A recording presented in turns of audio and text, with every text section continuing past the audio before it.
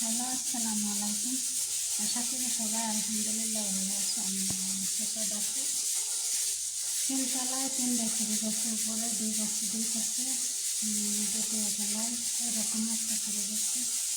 আমি একতলা চলে যাচ্ছি, আমি তলায় তো এই যে দুধ আছে, এই জায়গায় কর্ন কর্ন আছে, পপকর্ন অনেক কালারই আছে, কিন্তু এই যে দুধ 1 মাস হয়ে গেছে, এই যে 1 মাস হয়ে গেছে এভাবে থাকে, নষ্ট হবে। আমার হাত দিয়ে আমি ফেলাই দেবো, কিন্তু এটা হচ্ছে একটা কাছে করে 1 কাপ দুধ খাওয়ারও অনুমতি নাই। হচ্ছে দুধের পুরোবার জীবন।